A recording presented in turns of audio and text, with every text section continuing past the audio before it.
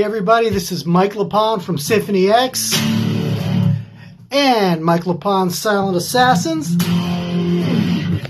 and this is SAGAS. Hi, my name is Josh Freeman. I run DWI Clothing. We do a lot of stuff with SAGAS Metal Podcast. I have a store with all of their merch, exclusive. There's a US, UK, and Australian store where you can get any of their merch. There's going to be new designs coming up pretty soon. Also in the US store, for right now, I have this shirt right here, the original DWI shirt with the print on the back that says "Deal with it." I also have one of the better shirts that's sold so far, the Nap City shirt. And this one, my wife really likes, the Po Daddy shirt. All of these are available on the US store only for right now.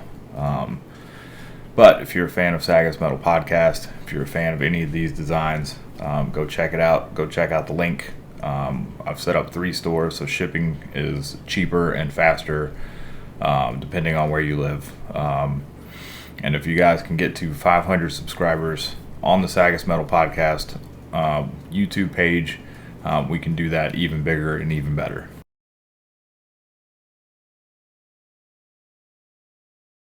What's going on, everybody? This is Corbin, the Serpentine Skippers. This is Rand the Berserker Marabou, and this is SAGAS. Welcome. Cool. So, let's start off by talking about Morgrot. I can't be fucked getting the magazine, so tough shit, John. I'm just going to talk about it. Morgrot is a magazine feature, a physical copy, a physical release, which features metal photography, serial killer board game pieces, music reviews, interviews, and more. It's definitely for the artists and bands that don't get too much exposure. You know, you're never going to see a Metallica review on here.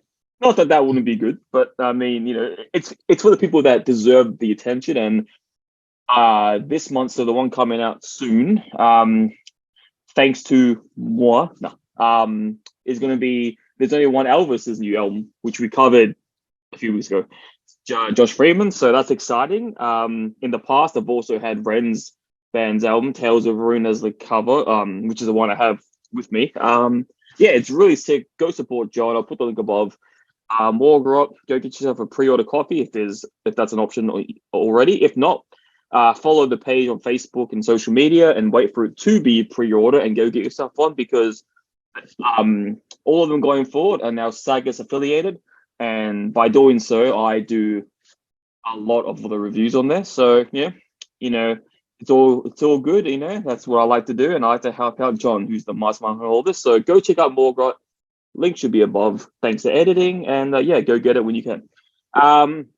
So today I wanted to talk about, as I spoke about last week, because last week we talked about Arch Enemy. Obviously, great band, great album, Doomsday Machine. This week I want to talk about obviously a lot more mellow, a lot more. It's an indie folk album artist, Father John Misty, who last week, if you remember, I spoke to you and I gave you a bit of a teaser saying, you know, he's kind of a fuckwit. You know, he doesn't take himself seriously, and he's actually been chased out of towns for this album by Christian fanatics. And in interviews, when they try to get the dig on him and ask what's the deal with him, he's blatantly just said, how can you guys think I'm serious when I call myself Father John Misty? I think it's a funny response. He's done a whole bunch of albums as his own name, Josh Tillman or Jay Tillman, which are a lot more folk-based, acoustic-based, which I love as well. But yeah, this is his main persona, Father John Misty. And this is his, a lot of people think, Magnum Opus. I love all of his albums. But this one, yeah, is definitely a highlight. I've got the vinyl, which I forgot to prepare beforehand. So yeah, this album's called Pure Comedy. It is one of my favorite albums I've heard since I've been listening to music. That's why I got it on vinyl. I listened to it quite a lot. I used to listen to it a lot more back in the day. But you know, once you listen to an album too much, it just ends up kind of like being on the back burner a bit. But anyway, this is your first time hearing of any of this stuff, so that's why I want to talk about it. So yeah, I'll give the floor to you, Ren. What did you think of Father John Misty's supposed magnum opus, Pure Comedy? Yeah, man. Do you know what? I wasn't sure what to expect because you know, you mentioned something about Elton John liking it, and I was like, okay, strange, right. Let's see. But on the first track, it made total sense what you were talking about because there is a total Elton John vibe, like a young Elton, but the more I listen into the album, there's so much more, this album is layered with like beautiful instrumentation, like it's, Elton John meets the Beatles meets Bob Dylan meets Ben Folds. I kind of hear a bit of Ben Folds in there, like meets Neil Young, meets Bruce Springsteen, Beck. And even Dissociatives album, Daniel Johns, an Australian legend. It's just like a crazy mix of sounds, and I really enjoyed it. There's quite a lot of somber kind of tones that kind of made me a bit sad as well. Like, so it's totally like a gut-wrenching, emotional, and lyrically, it's so clever, like just so clever. He has this like really cool, like nursery rhyme kind of vibe where a lot of the words rhyme at the end of like a couple of sentences, but sometimes he leaves it out and it's like you're filling in the blanks. It's one of the tracks he does that where he leaves the very end about people can say something or another and straight away you just think, yeah, shit, like he kind of leaves it in whatever way you rhyme the word with shit before or talking shit or something.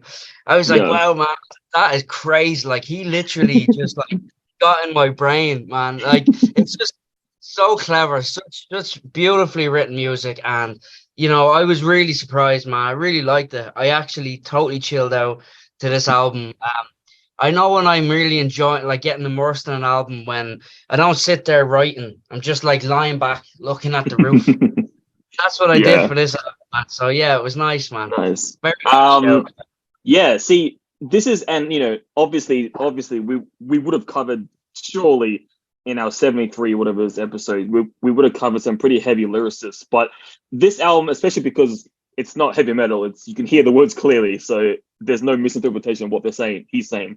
But this is very much an album where to review it, you really need I think the main thing about it is the lyricism. Because in this album, he's specifically covering social stuff, whether it be the politics, environment, aging, social, just human nature. He's talking about everything, and he's doing it in the most sarcastic, just like bullshit way. And it astounds me because as I said at the intro, post intro, he has apparently, according to him, he has been chased out of towns. He has been like with pitchforks, and it's just a funny image because I know how much of a dick he is, and he has a big beard and long hair, kind of looking like Jesus, and and like just imagine Jesus being chased out by pitchforks. It's a hilarious image. But the thing is, there's so much, as you said, amazing stuff in this album, and there's also so much fun and wit, and and it's almost like sarcasm at it's like sophisticated sarcasm, and there's so much. You brought the first track, which is the title track, Pure Comedy. Just so much stuff is just like, talking about how the Bible was written by a woman hating epileptic. It's just like, it's funny to me that like people take it so serious, because there's for example, track 5, Birdie, he's dissing birds. You think this dude's serious when he's making a diss track about birds? Like, what kind of guy takes himself that seriously? And it's and like even on the amazingly detailed think piece, Leaving LA, track 6, the longest song, 13 minutes, the longest song on the album, where he literally says like, I think his mum or his auntie is like saying to him, "Oh God, don't become another one of those artists that take themselves so goddamn seriously." It's just like, and then like I love that track because at the very end he's talking about like his first memory of music, how he's like dying, and like he's choking on a gumball or something, and his mum's screaming for help, and all he can remember is like the music in the background, And then Yeah. it's perfectly ends with like, that's when I realized the joke of life doesn't stop even for kids dying in convenience stores. It's just like there's so much you know, as I said, sarcasm, you know, wit. There's so much what's the word, introspective topics and thoughts that's just you don't get on a normal album, even a normal folk album or normal indie album, whatever you want to call this album. You know, he just puts things in such a perspective that like you just because for a bit of history, the album before this, let's see, I got that right. The album before this, I Love You Honey Bear, was kind of like a dedication to his wife.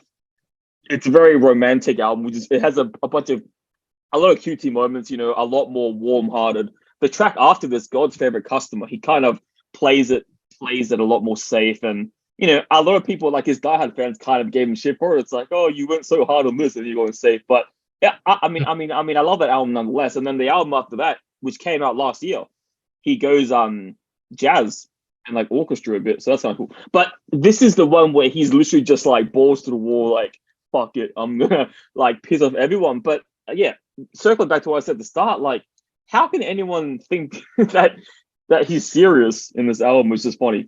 And I want to end on a very interesting, surprising note. And I guess maybe I'm part of the statistic, I must be, but it says here that Pure Comedy debuted at number 10 on Billboard, that's whatever, with 35,000 album equivalent units, and 33,000 of those were pure album sales. And this album came out in 2017.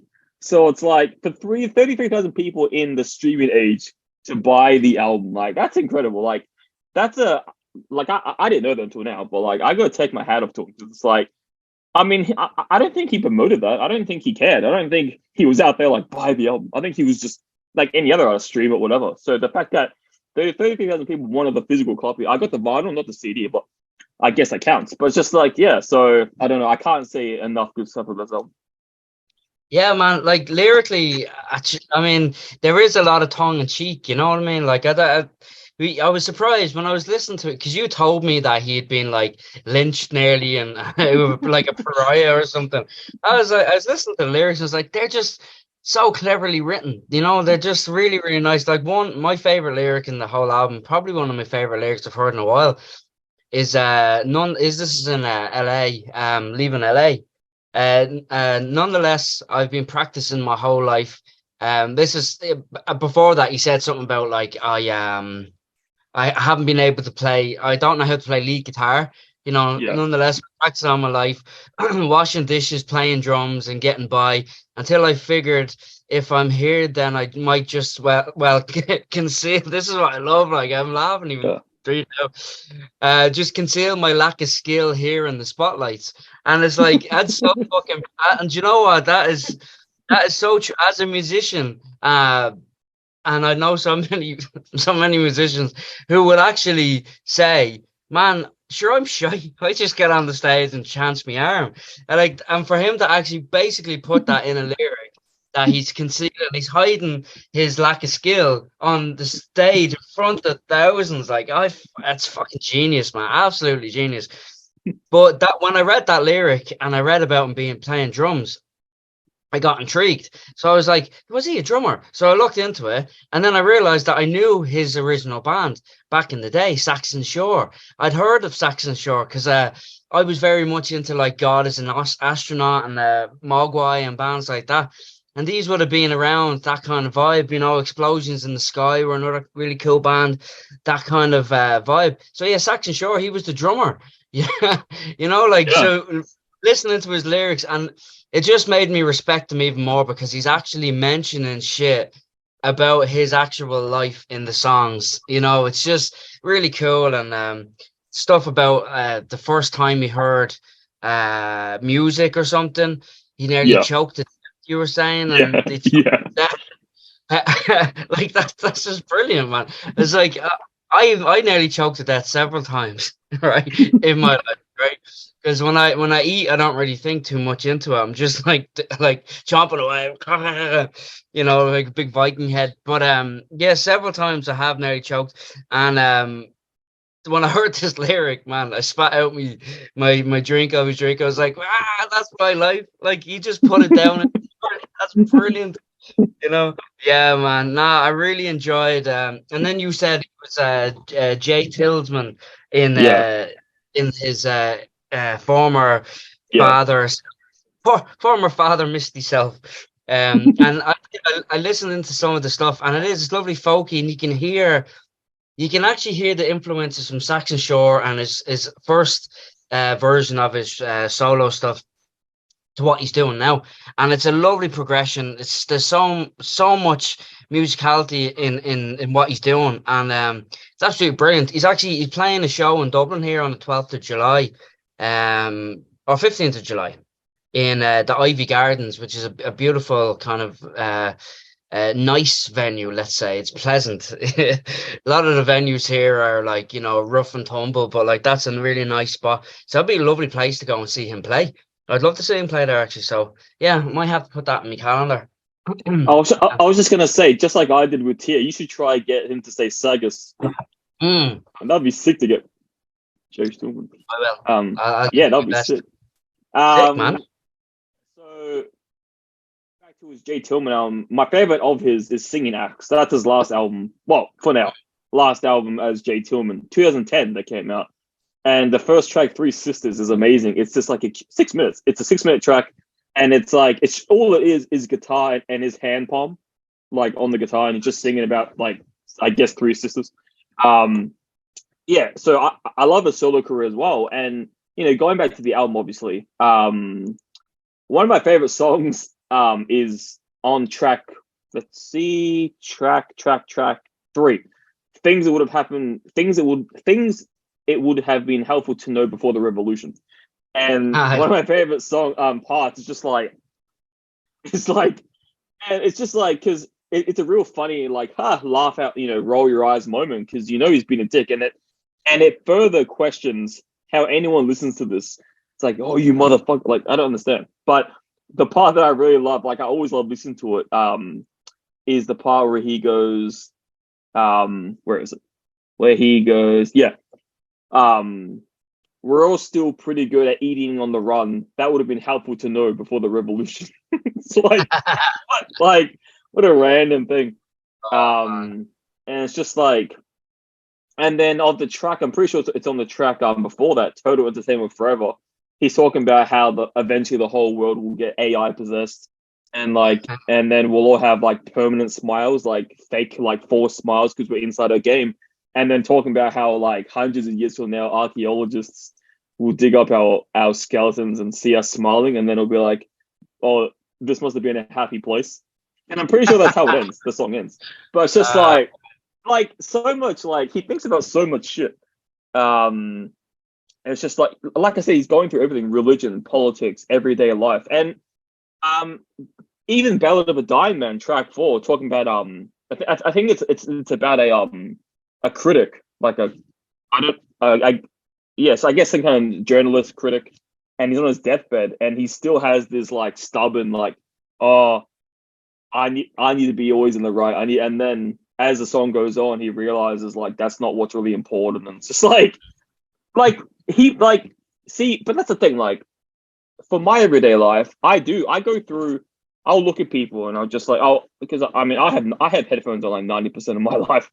And I'm just walking around and I'm just like got music or podcasts, whatever, in my hair. And I just look at people and I'm like, oh, that's interesting. But like the idea to look at life or read stuff, watch stuff, and then to put it into words like that and just like sing about it, like that's just, I never thought to do that. I mean, obviously I'm not an artist, but it's just like, yeah, it's just like you can hear how it's almost like you're taking a tour through his mind because all this stuff was written, I think, in 2015. Yeah. So in 2015, so it took him like 2 years to write all this stuff down, produce it, release it. And, a lot of it was, himself. Like he did the vocals, guitar, drums, percussions, and obviously there's a lot of people helping with like, electric guitar, string arrangements. Like, so there are a lot of people helping him, but this is still because, he's also producing and mixing. So he does have a lot of control over this, and you can tell it's a very personal album. And this album got crazy reviews. I mean, obviously there's naysayers everywhere, but B plus, B plus, 4 out of 5, 5 out of 5, 4 out of 5, 5 out of 5, 5 out of. It's just got. And then obviously you got people say like this one no ripcord gave it a 4 out of 10, saying one of the most frustrating releases of recent times. Tracks meander inspirally, crushed by the weight of a solopolistic message, and the real moments of quality only serve as a reminder of what. Yeah, so it's just like, I think for this kind of album, it's very, you either love it or you hate it. I don't think there's much of an in between, like, because like I'm pretty sure I could. No, actually, no, that is true. My girlfriend hates Father John Misty. Courtney hates Father John Misty. That's why I don't play it in the open with her. I guess she must find his singing style like obnoxious and stuff, which is actually funny because Zeus, my dog, he sleeps to this album. As soon as I put this album on, he sleeps. So he loves sarcasm, I guess. But yeah, no, there's just like, for a guy, like I said, for a guy to just come on, just bare his thoughts, especially since his last album, which was 2 years prior to that. I Love You, Honey Bear was a romantic gesture to his wife. And there's a real, I couldn't tell you what song, I haven't listened to that album in ages, but there's an amazing song on that album, whatever track it was. And there's a line where he's like, the whole song he's talking about how he met his wife and how he was like a dropkick nobody at the time. And like, he said that like, it was so romantic. It was like, in the lyrics, it was like, the lyrics go something like the wife told him, oh, you can stay with me for a little bit until you get back on your feet. And then the next lyric is like, it's been 15 years since, and now I call you my wife. And I was like, oh, that's nice. Like, I don't know, it was something like that on one of the songs. But it's a very, so to go from that to like strictly just let's fuck with everyone. And like I said, the track Birdie, it's such a like melodically, it's such a nice, sweet song. But then when you listen to lyrics, he's just like shitting on birds, which is ironic because it's the other way around. But he's lyrically shitting on birds, and it's just like how you had that thought. He must have had like, the only way I can think of that, he must have been like walking one day, and then a bird like shit on him. And he's like, "Fuck you!" And then he like started thinking about birds, and he's like, "Oh, you're no better than us. What can you do besides fly?" It's like, which is the nutshell of the song. But it's just it's just so many topics and moments. I'm just like, first of all, how did you think of this? And secondly, I'm so happy that you did. Yeah, man. I'm sure I've had a bird shit on me as well. Like, I feel like myself and Father Misty are like, some kind of connected spiritually or something. I don't know. Like, but yeah, man. It's just he just seems like a really talented guy that likes to think outside the box. Like, I love it. Like,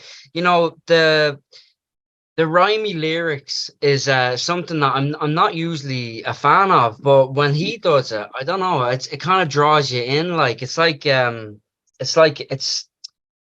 don't know. It's just something. It's like a poet kind of vibe to writing lyrics, and when he does it, he has like such nice melodies with those, and there's a lot of repetitive melodies, which gives it that nursery rhyme vibe. And let's face it, we all love nursery rhymes. They're fucking deadly. Like, they're whoever writes them is just like a badass, like proper songwriter. Like Car listens to nursery rhymes all the time, and I know every single lyric. And I'm really shit at remembering lyrics. Usually, I can't remember in my own lyrics, but nursery rhymes, man, I know them all. And that's the vibe I get from his stuff. It's not that it's catchy for the sake of being catchy. It's like he's trying to get a point across, and he's picked a specific type of rhythmic patterns, which is easy to digest. It's just really cleverly written shit. Like, but it's easy listening as well, which is what I really like about this album. You can listen to it nice and casual. Like, you don't have to. It doesn't alter your state of mind too much. Like, you could literally stick it on and just do your thing. There is, like I said, a few somber, saddy kind of bits in the album, which makes you sit and ponder your whole life and stare into space and think what kind of person you really are. There's some fucking deep fucking moments on the album, like, but I don't know who he signed to now, but I read somewhere that at some stage he was signed to Sub Pop. Is that correct? Am I correct in Yeah. reading that?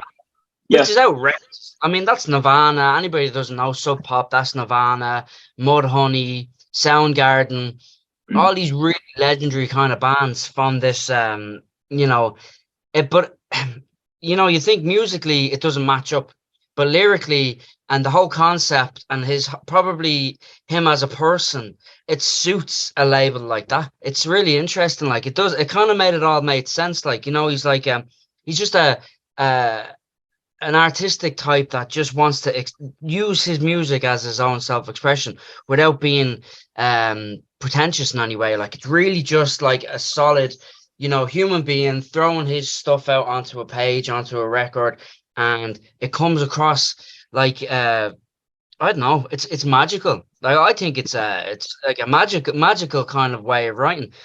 But musically, there's so many elements in it, and that's what I love about it.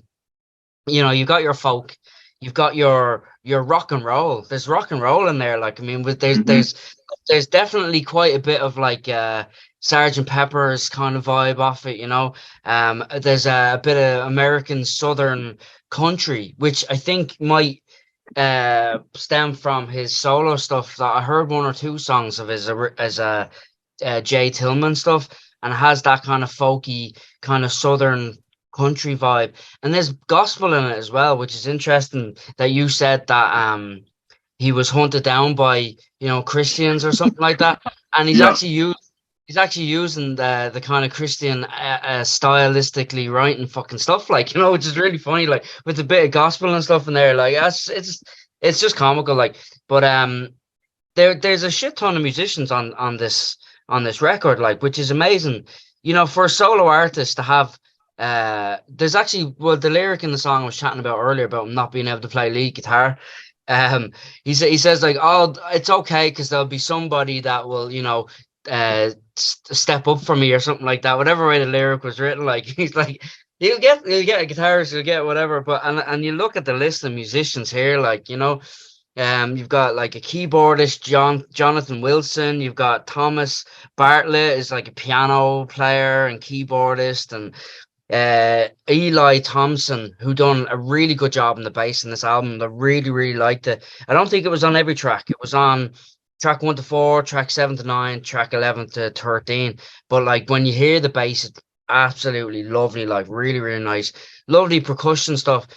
And then you listen to it, and it does remind you of his. He must have wrote the part himself, because his old drumming style kind of comes across. Even today, like, so it was mastered by Bob Ludwig, who has worked with Nirvana, worked with Queen and Jimi Hendrix and Paul McCartney and, you know, Daft Punk. Like, list goes on and on and on. So like you've got like serious musicians, you've got an amazing man behind the desk, and then you've got the creative genius himself, Father Misty. So yeah, man, just really interesting stuff. Like, I honestly was unsure what I was gonna think when I started listening to this, like I said, but I was like, yeah, man, this is good. This is like legitimately good music by a talented geezer, you know? Yeah, no, I definitely agree. Yeah, no, it's a great. Like I said, one of my favorites. Love all his stuff, and yeah, he's one funny dude. And you listen to like interviews about him, he's just like, he doesn't take himself seriously, which is exactly what his mum wanted. So good job to fucking come. All right, so let's get into sponsorships or shoutouts, whatever you want to call it. You can go first. I'm gonna go for a shout out first and foremost. I'm gonna shout out Nomadis.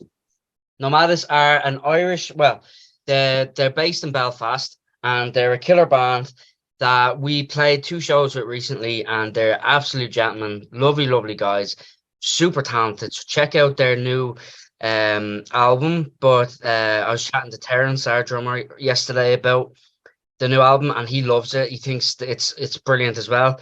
So I just want the t-shirt I'm wearing at the moment, Nomadis, is a single t-shirt. It's a single called Fraction, and it's absolutely deadly. It's on Spotify there now. I think that was from 2022. But yeah, killer band. Give them a look in, and we'll put the links and stuff because they're a super cool band that deserve a lot of love. But also on a sponsorship kind of thing, and you're going to give out to me, but we're trying to sort something out. I was chatting to them yesterday, but I was luckily to be handed this bottle yesterday of the brand new labeled and brand new, ready for production King of the North. And as you can see, it's all Viking. It's got the Viking compass, and there's a lovely written stuff about Vikings and mead and the whole lot. And it's made in Donegal, and it's absolutely beautiful. Like, they have this lovely gold label. So yeah, the two boys called up yesterday to our rehearsal room and gave myself and the two boys a bottle, and it's amazing. I'm sure Cass has his gone already, but I'm holding on to this for promotion use for the time being. And I said to them yesterday, I said, we're gonna have to get Corbin a bottle over somehow, and they were like, yep, we're going away for 2 weeks, but we're gonna hook him up when we. But this is, as you can see, they have they write the percentage in by hand, like they actually write it, as like it's very specific. Each bottle has like different. I don't know. There's a lot of complicated stuff. I don't understand it. I just know it tastes amazing, and it's a drink of the gods. So yeah, 100%. Look up. I think they said they're going to be on sale in 2 weeks in the shops. So we got like the very first kind of, I wouldn't say samples because they're finished product, but yeah, amazing stuff. The world's oldest alcoholic drink, crafted through fermented process of honey throughout history. Various cultures have referred to mead as the nectar of the gods. So yeah, mead is all over Norse and Viking mythology. So yeah, there you go. There's loads of other interesting facts on that there. So there you go. Skull. I just realized, like, the thing I was meant to tell you off air before we started recording, but I forgot. And fuck it, no more better time than right now, I guess to remember it. But shout out to the band Swans. They have a new album out. Oh, nice. And I've downloaded it on Spotify. I haven't, because for that band, I want to make sure that I'm paying attention. I want to make sure I'm somewhere like important, not important, but somewhere where I'm alone, where I have time. It's obviously it's a long album, 2 hours. They don't ever do anything short. And I can't wait. Everything they make, I've been in love with. We covered them. They're fucking psycho, trying to terrify blind people album. So it's they don't miss. Well, not to me. So yeah, I can't wait for that. But so that's an unofficial sponsor. Go Swans. If we could ever have you on the podcast one day, any one of you, Michael, that would be insane. But anyway, that's beside the point. Go Swans. The official sponsor I want to talk about was Rock XL, the officially licensed metal appeal clothing line that was started by Tom Hazard.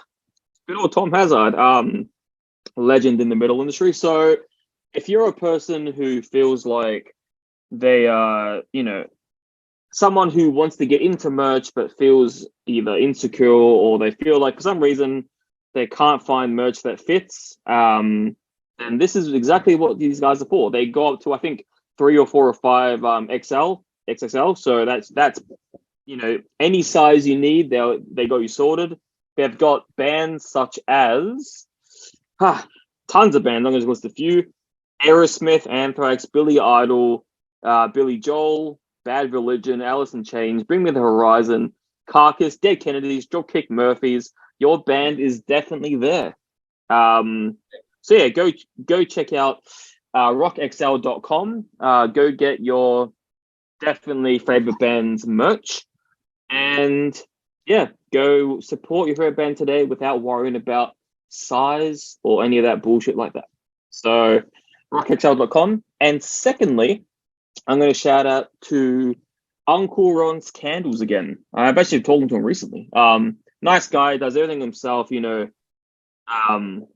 amazing candles. If you go on his website, which I'll put a link below, above, you'll find a bunch of cool little scents, candles. And because he does everything himself, it might take a while to get to you, but it's going to be worth it because they're amazing. He's very creative. He's a genius at candle making.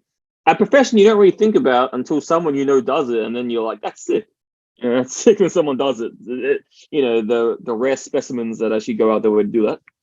So shout out to you, Uncle Ron. In the past, I've heard he's made Mountain Dew smelling candles, which actually, I just finished a Mountain Dew before. So good old Mountain Dew. He has a insect repellent called fuck bugs, which I think is just a funny, cool, you know, down to the point, fuck bugs. So yeah, if you want some nice candles, I'm pretty sure he can deliver internationally. So go check him out, get some candles.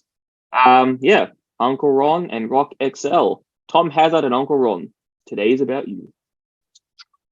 Yeah, you guys.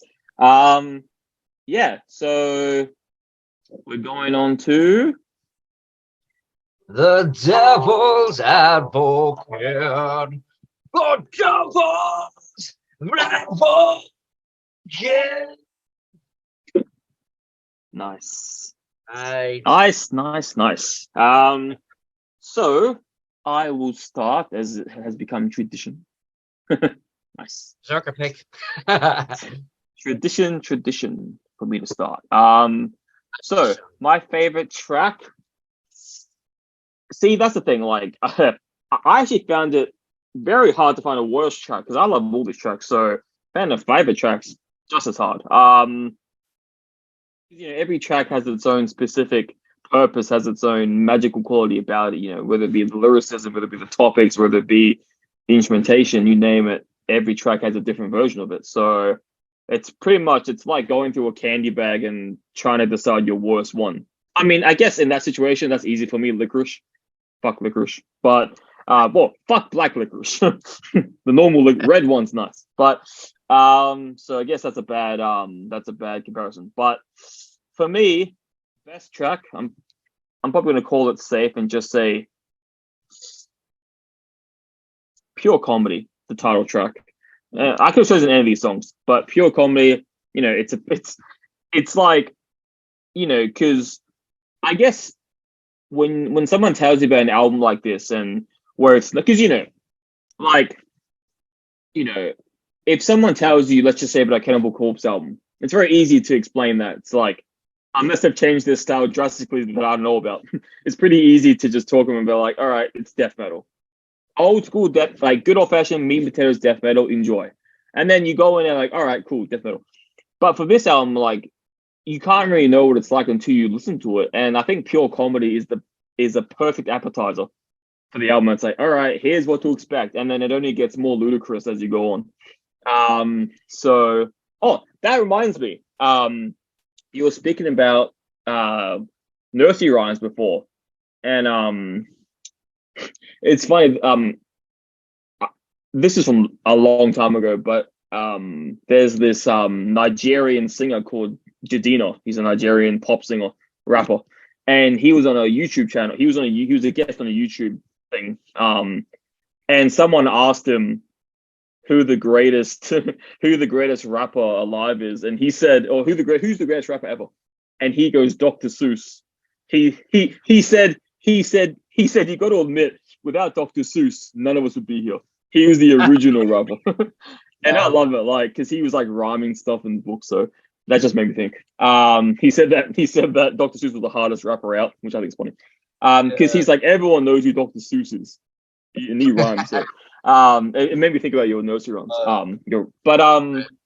Yeah. So Pure Comedy, and for the worst track, you know, this is really hard, but I would have to say, and this is nitpicking to the max, but I would have to say track 10, Two Wildly Different Perspectives, which is probably what we'll have for our list. But and nitpicking to the max, because the only thing I didn't like about it was that there was towards the chorusy part, pre-chorus, there was a bit of chord progression that sounded almost like techno-y. Not really, but like a bit electronic, and I didn't think it suited. But I mean, that's as nitpicky as it gets, really. So just for that one small reason, track 10 is my worst, and track 1 is my favorite.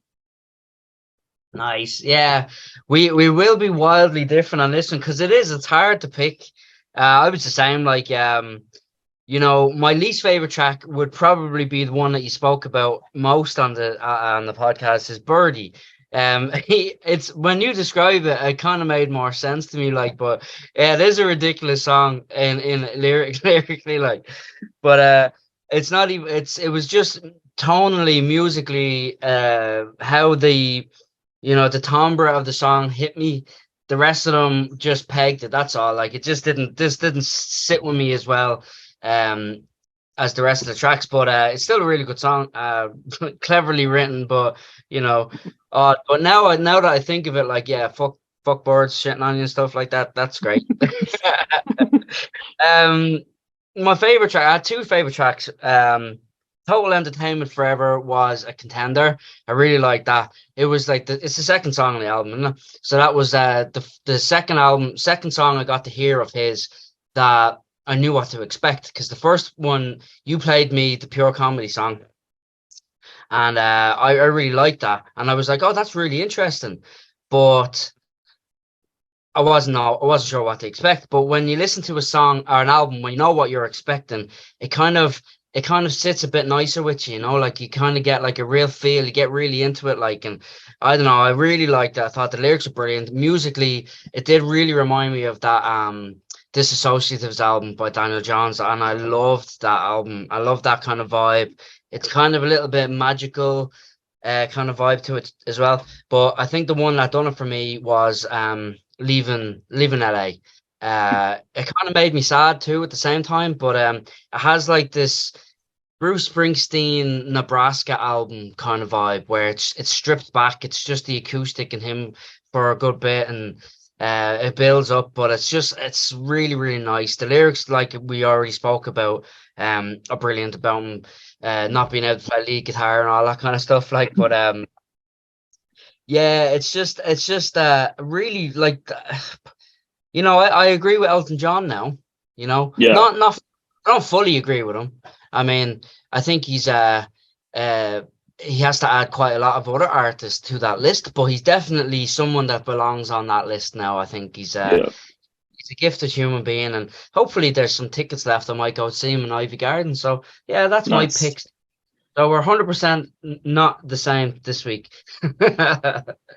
Oh well, maybe in 20 years or so will change. Before we both become Ballads of a Dying Man. No, but I think I said this last week, but it's just like, even if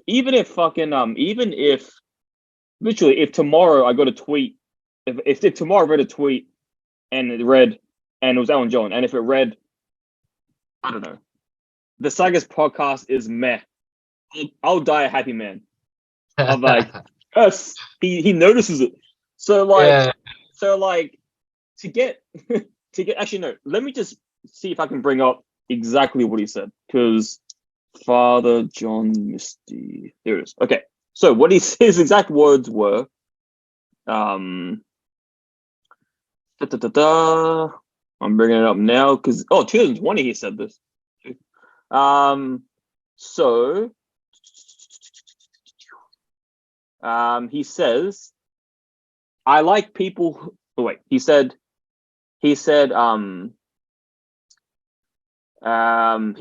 argues that the majority of current hits are not real songs. I can agree with that. He says, I like people who write songs. There's plenty of people that do, but a lot of them don't get played on the radio because they're too sophisticated. And we get songs made by a computer all the time, and I'm not interested in that. He singled out the Lemon Twigs and Father John Misty as his current favorites. He says he reminds me a little bit of the way he writes songs. John said about Misty. I liked it because it's proper songs. You look at most of the records in the charts, they're not real songs. So, nice. And then he says, that's it. But obviously a lot of clickbait articles would be like, Alan John says the only good artist, which I mean, even reading that, I was like, all right, I love Father John Misty. So fair enough. But just even that, like, if that article was at all about me, somehow, I would be like, all right, I can die a happy man. Like, I'll kill myself on the spot if Alan John said that to me. So, like, for Father John Misty to hear that, like, that must be crazy. He must have read that article like, Alan John knows who I am. Like, that's crazy. So good old Father John Misty. Who knows? Maybe one day in the future we'll cover Jay Tillman stuff because he does do a lot of cool stuff by himself. So this will be, which is interesting because I did make a playlist for it. I made a playlist using the Norse word for like alone or something or different, and I made a playlist for all the episodes where you're not in it, in case, I don't know, in future people like want some variation. So obviously without going into any detail, you'll be taking a hiatus for personal reasons, which means for possibly a month or more, I'll be running the cast again. For anyone keeping track, again. Again. Yeah, so this is the third time. So as usual, I hate doing podcasts by myself. Not because I can't, it's because I tried it once when I covered Tales of the Room by myself. I played it back. I didn't like the way. For some reason I just can't. My chemistry is all out of whack when I'm by myself. So expect a lot of either repeating or new guests in the meantime. I haven't sorted any out. I don't know who or what. But yeah, so expect definitely if I'm uploading, there's going to be guests. So expect whoever, because I mean already we've had fucking Jordan Plum, the journalist, the music journalist who talked about Tool, which Porcupine Tree, and Terrence was a big fan of that. We had Tom Hazard on. No, that wasn't for Sagas. That was from my own personal too. We had in the past we've had a whole Cannibal Corpse. We have a drummer on, Paul. I can't pronounce his last name. So yeah, we've had a bunch of cool guests in the past. So expect a month or however long amount of guests, and then I'm sure sometime in the future it will be again. Again. Return of the King again. Yeah, it doesn't have the same ring to it. Oh, doesn't. I put Return of the King on thinking it was a one-time deal, and then here we are 3 times later, and now that title has lost all meaning. In the immortal words of Arnold Schwarzenegger, I'll be back. I'll be back. Oh, by the way, for anyone who hasn't watched it yet, go watch that documentary series because that is amazing. Oh yeah. He is the man. He's the ultimate alpha male. And he's still going. He's still alive. So go check it out if you haven't already. A little sponsorship. Arnold, if you can be on this podcast, imagine that. Imagine having Arnold on. I think I would be too intimidated to talk. Yeah. If Arnold was on. This is a message to you, Arnold. If you're somehow listening to this, I'm on the podcast. Oh yeah. By the way, did you ever find out what that Germany phone call was? No, actually, it was from Saxony anyway. That's what it said. Saxony, Germany. I must ring it back. I actually forgot about it, to be honest with you. Yeah. Well, there you go. All right. Well, that will be the last time we see you for a bit. Good riddance. I mean, it's going to be very sad. So, well, for the last time, at least between us, for a bit, as we normally say here on Sagas, same time, same place, or something. Or something. Look what